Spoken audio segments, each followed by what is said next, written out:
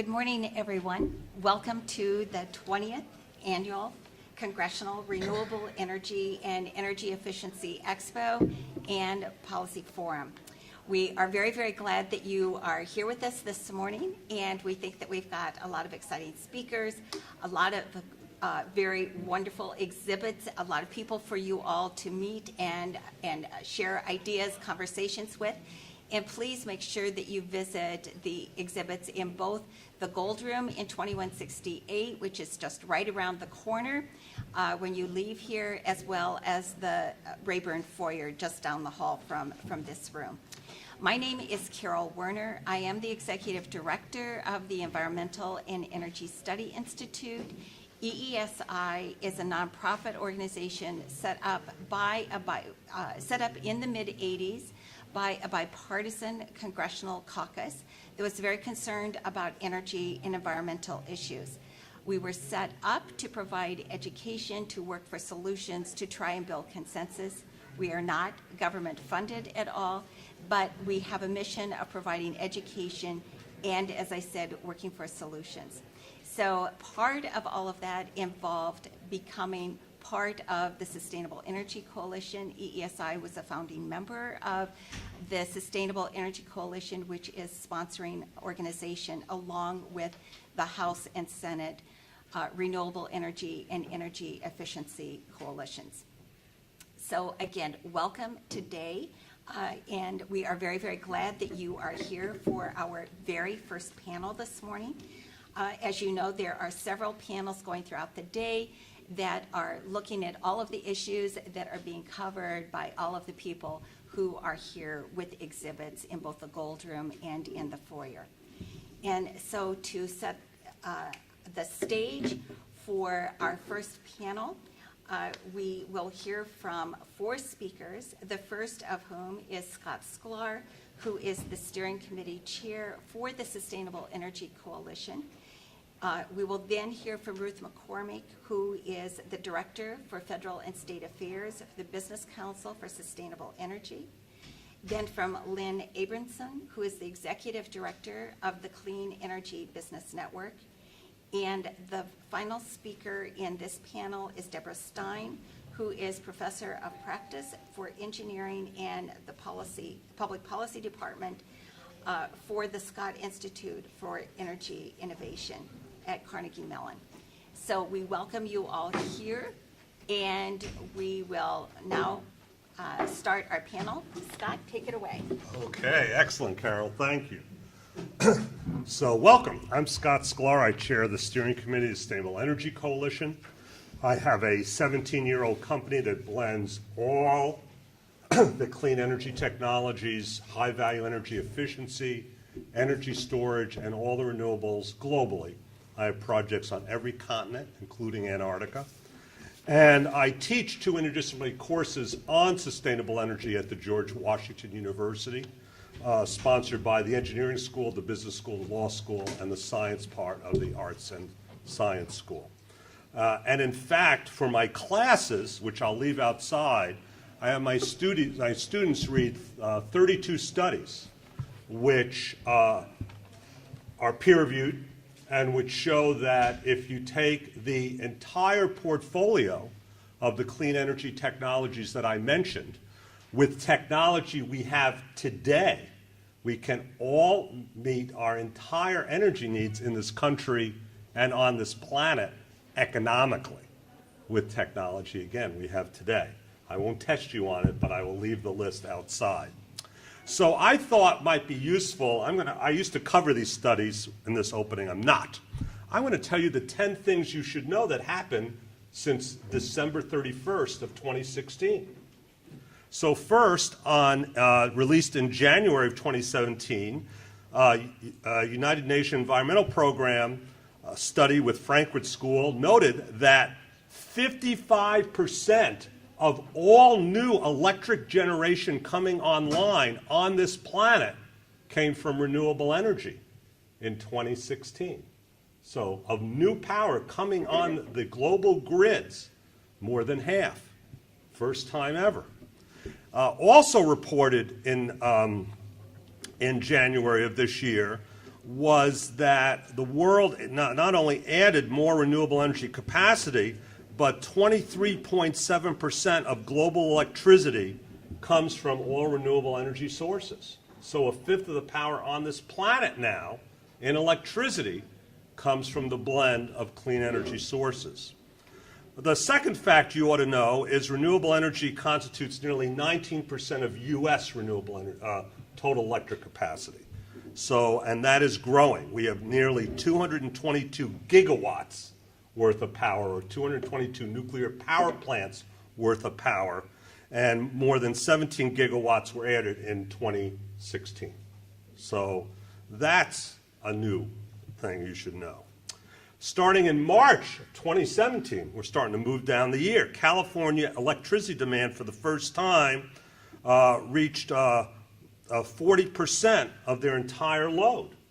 Now, California is the fifth largest economy in the world. So that's an important note. And again, these are all the renewable energy technologies.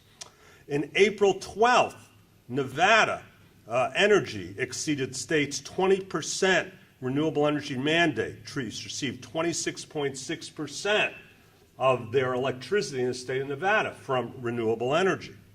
In April 10th, Portland County, Portland, Maine, said it will go 100% renewables and is already over 50% meeting its energy needs. The sixth thing you should know, at the end of 2016, 26% of Hawaiian ratepayers received their electricity from solar energy. So, and followed by 29% for wind and 19% for biomass. So we're starting to see the state of Hawaii, which also voted to be 100% renewable energy. In May of this year, May 26th, solar panels met 25% of the electric demand of the United Kingdom. The United Kingdom has the same solar as Vermont. So that's, as somebody says, huge. At the same time, also in Maine, in May, renewable energy record hit 85% of all electricity of Germany came from renewable energy. Offshore wind, on-land solar, and biomass, principally. 85%. You're listening to the nonsense that's coming out that our grids may fail because we have all this new technology coming on. Well, Germany is the fifth largest economy in the world, and they didn't go out. They're not blinking out. In April, renewable resources in the United States exceeded nuclear generation this April. So renewable energy is growing as the leading new source of high technology. Another study was released by a group of the national labs on the Western power grid. And what their job is, one of the complaints that utilities have said about variable renewables, that means solar and wind, that it costs more because utilities have to have all these peaker power plants around just in case the wind isn't blowing or the sun isn't shining. And they found, yes, it would cost the utilities about $200 million more per year to keep these peakers going. But they saved $7 billion a year in reduced energy cost. So 200 versus 7 billion, I think it's a net positive, don't you? And then lastly, as of July 4th, we have had 30 studies commissioned by states on the value of solar. A lot of the utilities have been saying, oh my gosh, all this new technology is going to cause horrible results. Of the 30 value of solar studies commissioned by states, the utility commissions, only 3 had some questions about solar's value, and the other 27 saying it added high value to the stability and reliability of the grid. So I am here to tell you that technology evolves along with people. You know, I started, sadly, being an older guy, on long playing records, and then I went to 8-track tapes, and then I went to cassettes, and then I went to CDs, and then I went to DVDs, and now I'm on MP3 players. And I'm sure the previous industries were very upset that they were going down the tubes. There are not a lot of 8-track manufacturing companies left in the world. I'm very sorry about that. But the fact is, technologies have to evolve. And in 1970, our only phone company said that cellular was a whim. Who in a country that has 99.7% quality service would spend 15 times more for a unit of communication? I'm here to tell you, everybody. Cellular is more convenient, it's for safety, we have data. I have tons of dial phones in my attic if any of you want them. Hard to carry around, but I'm happy to give it to you. So the point I leave with you today is technology has to evolve, and this evolution of this entire portfolio of clean energy technologies that you're going to see in these both exhibit halls typify what the future is.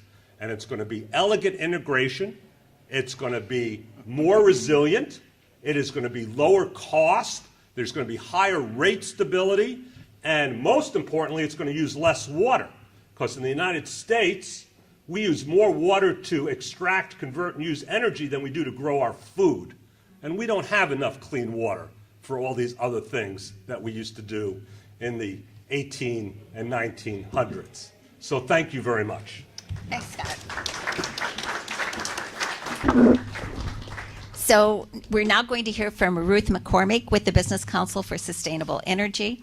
And the Business Council has been part of the Sustainable Energy Coalition for many, many years. Wonderful folks to work with. Thank you, Carol. I need you to edge a little over here so I can see. Thanks. So before I get started, I want to let those of you in the back know that there are seats up here with your names on them. Whoa. So they're here for you. We can see the names. Yeah. Yeah, right So I here. want you to come sit down. Don't be 1, shy. 2, 3 over there. So there's 2 seats right here. Awesome. Okay, great. Well, thank you for the opportunity. And so today's panel, this first one is called Setting the Stage. And to do that, there are 3 things that I would like to do. The first 2 are some shout outs. The first shout out goes to Carol Werner and her staff with the Energy and Environment Study Institute for the phenomenal effort that went into putting today's event together. I participated for a number of years, probably now going on 10 years, and it's been a tremendous event and a great opportunity to showcase some of these new technologies that Scott has been talking about. So thanks to Carol and her staff for all of her effort. And I know this was a particularly challenging year with the Cannon building being renovated and having to make this shift over here to the Rayburn building, but we're glad to be here in a new venue. The second shout out goes to Nikola Tesla, who was the Serbian-born American inventor of our electric grid. Yesterday, Monday, July 10th, would have been Tesla's 161st birthday. So a lot of credit goes to him for what we have today, including cell phones and electricity. So happy birthday to Nikola Tesla. Also, the third thing that I really want to cover is some of the trends that are happening in the energy sector since those days when Nikola Tesla first generated power at the Niagara Falls hydroelectric facility, which provided power to the Chicago World's Fair. There have been a lot of transitions, as Scott mentioned. There have been a lot of technologies that have come online, and I wanted to share with you a little bit about what some of those trends are. I know that Scott touched on some of them himself in his remarks, but as he talks about it, it's important for the different technologies to talk to each other, because there's a portfolio of technologies that work together that can bring about a clean energy economy. And the Business Council for Sustainable Energy encompasses those technologies. So our organization is a trade association of trade associations and businesses from the renewable energy, energy efficiency, and natural gas sectors. So most of the new renewable energy trade associations, solar, wind, fuel cells, geothermal, are members of the Business Council for Sustainable Energy, as well as energy efficiency associations like the Alliance to Save Energy and energy efficiency companies, and then of course the natural gas industry. So one of the things that the council has done for the last 5 years is to try to capture what some of these market trends are for the technologies within the council's coalition, so that we can share that information with policymakers so that they have the best, most up-to-date information and most comprehensive information upon which they can make policy decisions. So the report that we have produced is called the Sustainable Energy in America Fact Book. We have produced the 2017 edition that was released earlier this year. We have a table out in the exhibition space that I would recommend that you go and look at. There's copies of the brochure and information about the fact book that has a wealth of information for you to use and to hopefully inform policymakers. So some of the top line trends that have been happening in recent years with the technologies within the council's coalition are one that Scott mentioned in his remarks, and that is the amount of electricity that is generated by natural gas and renewable energy combined. So in 2016, between natural gas and renewable energy, they generated 50% of electricity, which was up from 38% in 2011. So the growth in those technologies, even over the recent years, has been phenomenal. And of that, the breakdown includes 29.6% of electricity being generated by natural gas and renewable energy supplying 10.4% of U.S. energy. So again, the trends have been going in that direction, and we expect that they will continue to grow.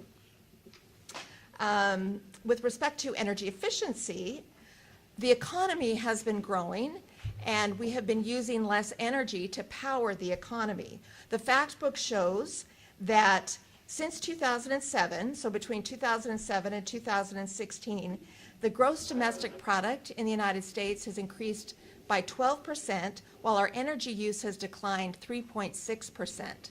So we're getting more bang out of the buck for the energy that we do use, which has been great for consumers. It's been great for energy. We're becoming a lot more energy efficient. Some of the things that have led to that have just become things that are driving energy efficiency. So it's been interesting to look at some of the statistics around commercial floor space, for example, and the amount of commercial floor space that is either covered by Energy Star or local benchmarking provisions that have caused buildings in the commercial space to become much more energy efficient.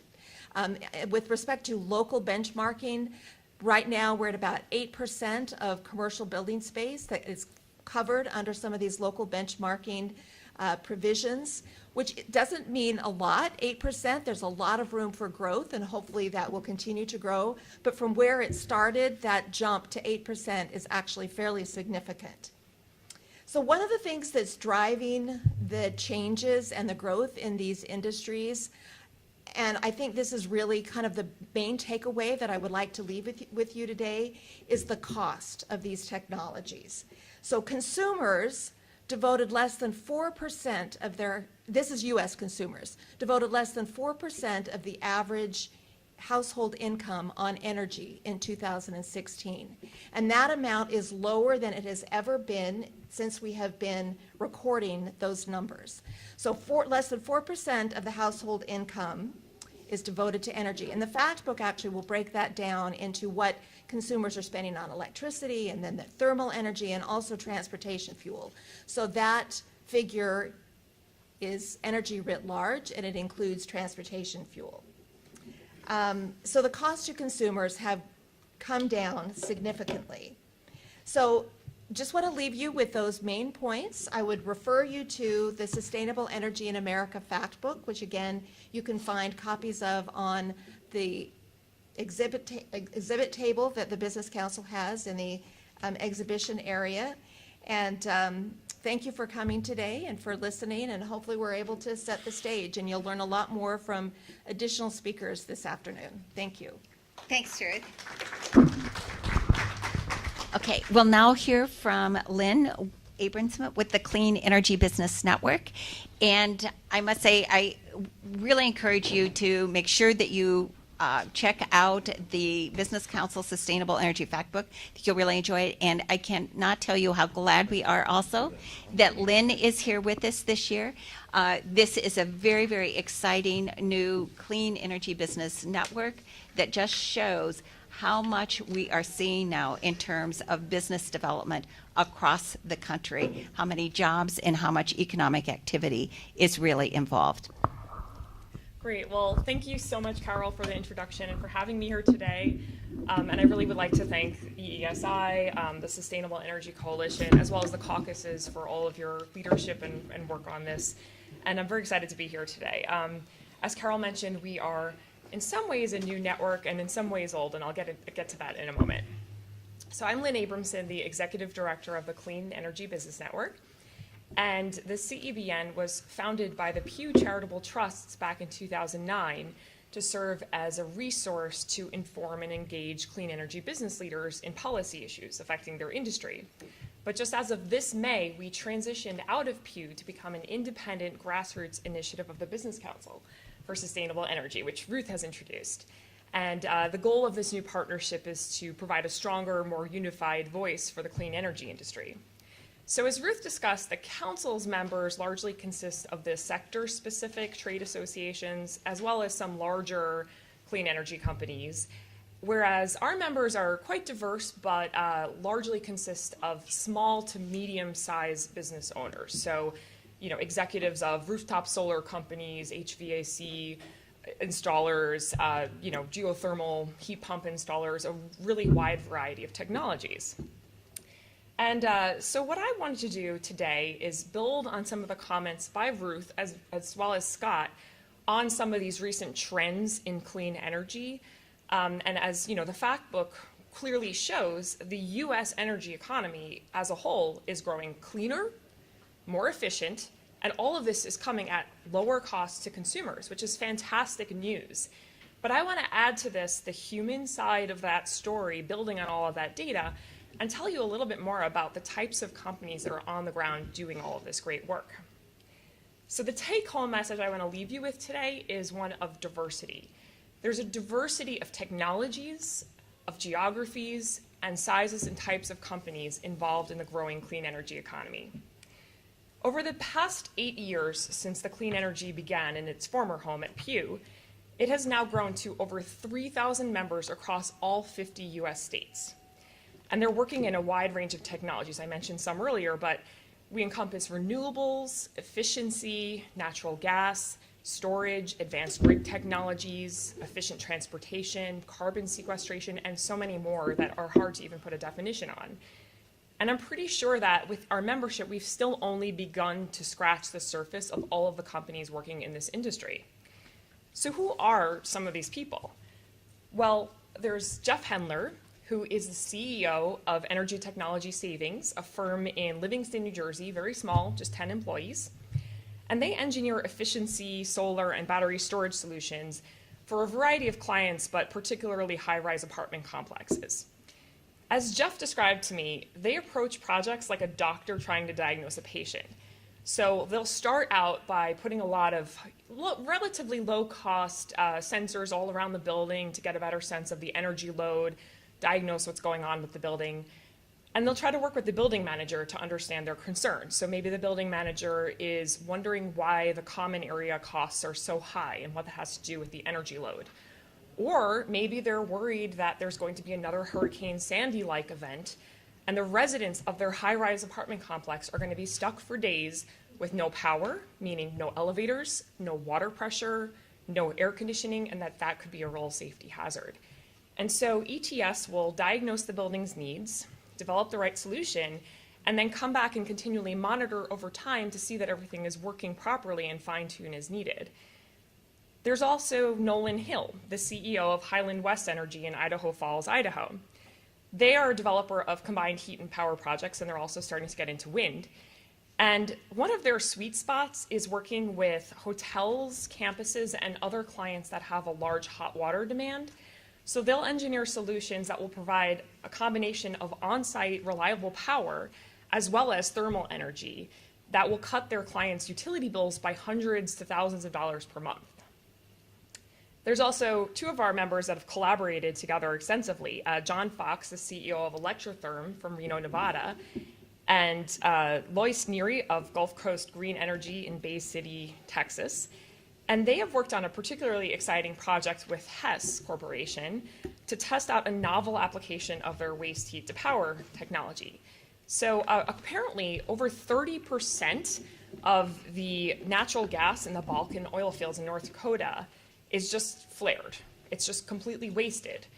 And so these companies have worked together to develop a solution to capture that natural gas on site, use it to power a boiler, a very simple, low-cost machine, and then they'll take the heat off that boiler with their unique organic Rankine cycle technology and use it to generate electricity that can power operations on site or be exported to the local grid.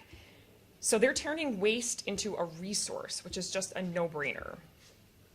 And one more example I wanted to give you was our members, Larry Richardson and his staff, Sarah Bogus of Reenergy Holdings in upstate New York. They helped the Army's Fort Drum convert a 60 megawatt power plant from coal to sustainably harvested biomass that is sourced from the local community. So the new biomass plant is not only cleaner, but it is also helping Fort Drum have a reliable on-site source of power that can power its critical operations, and it's helping to stimulate the local economy. These are just a handful of examples, but a recent report by the Department of Energy has found that over 3 million jobs in the United States are supported by clean energy industries. These are people who are installing solar on rooftops, like our member Missouri Solar Solutions. They're building natural gas distribution infrastructure. They're upgrading insulation and HVAC systems. They're building geothermal heat pumps. They're developing the nation's first offshore wind farms, like our member LeadCo in Cleveland. They're making supply chains and manufacturing processes cleaner and more efficient, like CerClean in Florida. They're innovators working in the lab on the next generation of energy generation technologies, such as Ion Power Group in Florida. Or they're innovating unique storage solutions in the lab that someday might be able to keep your cell phones charged for 20 days, like Green Fortress Engineering in Indiana. And some of them are even working on humanitarian issues involving bringing electricity or lighting to communities in need around the world, such as Luminade in Chicago. These are your constituents, your neighbors, your friends. They're part of your community. And I hope some of you can join us today at the CE Band exhibit in the Gold Room. We have featured 10 case studies of some of our members. We have an interactive exhibit where you can come and click on one of the case studies and it will pull up a really brief video or PowerPoint highlighting some of their interesting technologies and projects. And so this is our way of trying to bring the clean energy economy here to Capitol Hill. So thank you so much for having me. Great, thank you. Great stories, great examples, and I hope that you find them as exciting as what we do. And now I want to welcome to the podium Deborah Stein, who is with us again this year. Universities are a terribly important piece of how we innovate in this country. And we are delighted that Deborah is with us from Carnegie Mellon University, from the Scott Institute for Energy Innovation. Hi. So just at the beginning, I would say, how many of you have ever been to Pittsburgh? Hey, a pretty good number. I'm very, very pleased to hear that. So I have this thing that I tell my classes, which is basically all energy policy is local. And it's, and I sort of learned this. I was in D.C. for many years, like 20, 30 years. I worked at the Congressional Research Service. And the one thing I've learned since I've been in Pittsburgh, which is now almost 5 years, is really all energy policy is local. And what makes sense for one community may or may not make sense for another community. So I'm focused, I've titled my talk, let me see, From Pittsburgh to Paris, Manufacturing Inefficiency and Jobs. I do have a set of slides because A, I'm a data geek, and B, I'm an academic, and I'd be happy to send them to you. So this will be the data to help back up some of the things if you really want to get into it. So the first thing is the Wisconsin Institute for Energy Innovation is kind of an umbrella organization for all activities at Carnegie Mellon that are related to energy, not just in engineering, which is where I'm from, but also in our economic school, public policy, architecture, all over the place. So I was sitting in my car driving along, and it was President Trump, and he said, I'm reading this, "I was elected by voters of Pittsburgh, not Paris. I promised I would exit or renegotiate any deal which fails to serve U.S. interest." So many of us in Pittsburgh were quite surprised about that, given that 80% of the people in Pittsburgh voted for another candidate. But anyhow, this was very interesting and caused a big flurry of activity in Pittsburgh. Particularly as the mayor of Pittsburgh also is a very much advocate. So he immediately tweeted out in response was, "See, as the mayor of Pittsburgh, I can assure you that we will follow the guidelines of the Paris Agreement for our people, our economy, and future." Now, you might think that these two statements are diametrically opposite to one another. And I'm here to tell you today that they are not.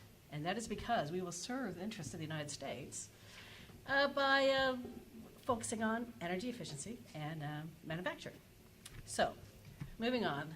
Now, Pittsburgh, I use these pictures in my class. At one point, was so dark that at noon, you couldn't see anything. And so I have a little picture here of that. And now it's a beautiful, clean city, which if you've been there recently, you would really see that. Now, it doesn't mean that there isn't air pollution, because we do have definitely air pollution problems, particularly particulate matter, but it's certainly different than what it was in the old days. And, we had steel workers in the past. In fact, my very first visit to Pittsburgh, when I was a young engineer, I went and actually visited a steel plant. There is steel no more in the city, and instead we have Google, which now has its own building and is expanding its building in Pittsburgh. And of course, we have many universities. We have actually over 40,000 post-secondary graduates in the Pittsburgh region, of which half of whom stay. So a lot of people don't really think about Pittsburgh that way. I certainly didn't think about it very much till I moved there. So the next question is, how much of Pennsylvania, in terms of employment, is from energy? Take a guess. 50%. Okay. 10%. Okay. The correct answer is 1.8%, which is less than the national average, which is, kind of surprising for many of us. That's Pennsylvania as a whole. So when we talk about manufacturing, we're talking about two things. We're talking about the manufacturing of energy efficient goods, and we're talking about improving energy efficiency of manufacturing. Both of these are positive things for the economy and for jobs, and of course, the environment. And so the other thing that you'll be surprised at is, do you think the number of coal workers versus the number of energy efficiency workers is more or less? How many think there's more coal workers? How many people think there's more energy efficiency workers? Okay, so the correct answer is there are less than 10,000 coal workers in Pennsylvania, while there's more than 50,000 energy efficiency workers. Now, sometimes I question, to be honest, some of this energy efficiency employment data. However, it's clear that even if I took out all my question marks, it's still 5 times higher. So again, I'm thinking to myself, President Trump, you can help these energy efficiency workers because you are representing Pittsburgh, not Paris. So the most energy efficient workers are in efficient lighting, advanced manufacturing, HVAC, which is heating, venting, and air conditioning, thank you. And then most of them are also in construction and manufacturing. About 20% are in manufacturing, and over 50% are in construction. So the other thing which I think is really interesting, again for Pennsylvania, is that 73% of employers report difficulty hiring qualified workers over the past year. 26% said it was very difficult. And that energy efficiency, out of all the other energy fields, which is transmission, solar, wind, fuels, motor vehicles, has the highest growth rate at 9%, or 198,000 jobs, and that's up from 133,000 the previous year. So what we've been doing at the Scott Institute for Innovation is holding a number of workshops focused on energy efficiency. This comes out of something called the Power 32, which is, Pittsburgh is not really just like one area. It's really 3 states, and 32 stands for the 32 counties. So it's really Pennsylvania, West Virginia, and Ohio. And that region is where the workforce kind of goes around. It's actually, the distance between Philadelphia and Pittsburgh is like 4 hours, and between Pittsburgh and West Virginia is like 2, and maybe even less, probably if you just hit the border. So we held a number of workshops starting the fall, looking at like what is the potential of energy efficiency in the region, thinking about the workforce issues, and we're putting together a report, which I'm writing this fall, writing now to discuss in the fall, to say, well, what can we do? So the first thing we learned from this group, which is a very diverse group of people who are participating, is that the key is apprenticeships. There was great demand like, for example, we have some data here. How important is apprenticeship program to your company? And 56% said it was important or very important. Did their company have an apprenticeship program, though? The answer was no. And that was really key.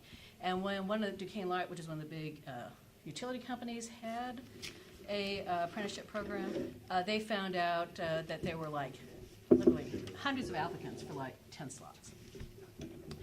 The next thing is that industrial energy efficiency potential is very high. So there's in West Virginia University an industrial energy efficiency center, and they are funded by the federal government and supposed to cover Western Pennsylvania and so forth. What they find is that the companies in Western Pennsylvania are not really willing to interact with them in sort of Western Virginia. And so we're leaving a lot on the table so that you can just install new engines, for example, new motors, machines, and that would improve energy efficiency by 30%. Now, there are a lot of challenges to this, though, because they have to take down production, they have to do all sorts of different things, and there's some risk involved. So that's something that we really need to think about. So just to sort of summarize, so the first is that the energy workforce demand in Pittsburgh region is not in energy supply, as you might think, either in shale or coal, but in energy efficiency. That there are federal programs available, but they're not necessarily sufficiently supported. We need to really understand what's happening there, and that they're there, but are they not reaching the right people, or what's happening? I think it would be really good to maybe have a hearing or something to really think about that issue. And that manufacturers can save approximately 30% of their energy consumption, but that risk aversion is a barrier to that occurring. We have wonderful building energy efficiency programs in Pittsburgh, but we really don't have anything for the industrial sector that is focused on their needs and their worries. So these is sort of 3 illustrative policy options that came out of the workshops that we had. We have a whole bunch more than this. The first one is encouraging apprenticeships and internships. So there's something called the Workforce Innovation Opportunity Act of 2014, and it is under the Department of Labor, involves several different agencies. And think about it relative to regional needs. So I think looking at the implementation of that would be a very good question. The second is that there's also advanced manufacturing workforce initiatives related to energy at 5 federal agencies. We need to check the status of the funding of these programs. I've only been following them some bit, but from what I can tell, a good number of them are being cut or proposed for cuts. Yeah. Yes, okay. Yes. Well, this is confirmed. Carol and I follow this closely. Okay, good. And I read your newsletter, which is probably where I heard it from. So, that's obviously does not necessarily make much sense, so I think that's another important issue.